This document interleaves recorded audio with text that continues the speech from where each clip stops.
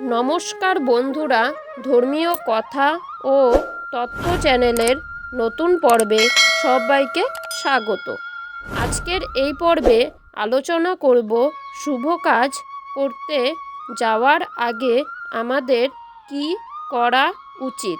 আশা করি আমার বন্ধুদের পর্বটি ভালো লাগবে। তাহলে বন্ধুরা, পর্বটি শুরু করা যাক। আমরা সকলেই জানি শুভ কাজ কখনো দেরি করে করতে নেই। আমাদের সকলের ধারণা শুভ কাজ শুভক্ষণেই করা উচিত। শুভ দিনক্ষণ দেখে শুভ কাজের জন্য প্রস্তুতি নিতে হয়। কিন্তু আপনারা কি জানেন, বাস্তুশাস্ত্র মতে এমন অনেক কিছুই রয়েছে যেগুলো মানলে আপনার কাজে সাফল্য আসবেই। শুভ কাজে বেরোনোর আগে প্রত্যহ আমাদের কিছু নিয়ম মানা উচিত। রাতে বিছানায় যাওয়ার আগে ইষ্টদেব দেবী বা গুরু বা ঠাকুরের নাম স্মরণ করে এবং তার কাছে নিজেকে সমর্পণ করে দেওয়া। তারপর পরের দিন সকালে ঘুম থেকে উঠে সূর্য প্রণাম করে তারপর স্নান করে গুরু বা ঠাকুরের পূজা করে এবং বাড়িতে মা বাবা গুরুজনদের প্রণাম করে দিনটি শুরু করা উচিত। শুভ কাজে যাওয়ার আগে কপালে চন্দনের ফোঁটা পরে যাওয়া খুবই ভালো। যদি নিজের রাশি জানা থাকে তাহলে সেই রাশি অনুযায়ী শুভ রঙের বস্ত্র পরিধান করুন।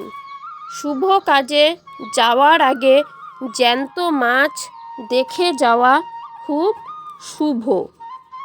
শুভ কাজে যাওয়ার আগে দই ও চিনি বা দইয়ের বিকল্প ঘি ও চিনি মুখে দিয়ে যান, সাফল্য আসবে। শুভ কাজে বেরোনোর আগে কারো সঙ্গে কোনো ঝগড়া করে যাওয়া একদম উচিত নয়। তার ফলে শুভ কাজটি ভেস্তে যাবে। বেরোনোর সময় অবশ্যই গুরুজনদের প্রণাম করে বের হবেন।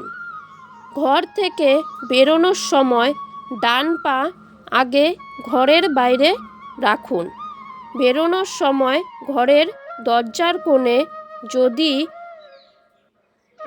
ডান দিকে জল, ফুল, বেলপাতা ভর্তি তামার ঘটি দেখে বেরোনো খুব শুভ। যে কোনো কাজে সফলতা পাবার জন্য নিজের মধ্যে আত্মবিশ্বাস রাখুন।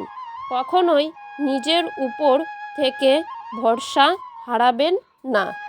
নিজের যতটা সম্ভব উজাড় করে দিয়ে কাজ করবেন, সফলতা আসবে। জীবনের অনেক সময় অনেক খারাপ কিছু ঘটতেই পারে, তাই বলে সারাক্ষণ বা শুভ মুহূর্তে নেতিবাচক চিন্তা ভাবনা একেবারেই করবেন না। কিন্তু সেই সব জিনিস মনেও রেখে চলবেন না। অতীত থেকে শিক্ষা নিয়ে অতীতের করা ভুলগুলো সংশোধন করে সামনের দিকে এগিয়ে যান, সাফল্য আসবেই। সফলতা পেতে আশঙ্কা করা বন্ধ করুন। যে কোনো কাজ হুট করে করার আগে সব দিক ভেবে চিন্তে নেওয়া উচিত। তাছাড়া এমন কিছু জিনিস রয়েছে যেগুলো প্রতিদিন আপনাকে করা উচিত। যেমন রোজ রাতের বেলার ঘুমানোর আগে ভালো করে হাত পা ধুয়ে বিছানায় যাওয়া উচিত এবং ঘুমানোর আগে ঈশ্বরের নাম করে অর্থাৎ যার যার গুরুদেবের নাম নিয়ে ওনার কাছে নিজেকে সমর্পণ করে দেওয়া উচিত। আর পরের দিন ঘুম থেকে উঠে প্রথমেই ঈশ্বরের নাম বা ঠাকুরের নাম নিন আর বাড়ির গুরুজনদের প্রণাম করে দিনটি শুরু করুন। দেখবেন দিনের সব কিছু খুব ভালোভাবে কাটছে। তাহলে বন্ধুরা, এই ছিল আজকের পর্ব। আশা করি আমার বন্ধুদের পর্বটি ভালো লেগেছে। যদি ভালো লেগে থাকে তাহলে অবশ্যই লাইক, কমেন্ট, শেয়ার করে দিবেন। আমার ছোট্ট চ্যানেলটিকে সাবস্ক্রাইব করে দিবেন। পুরো পর্বটি দেখার জন্য সকল বন্ধুদের জানাই অসংখ্য ধন্যবাদ।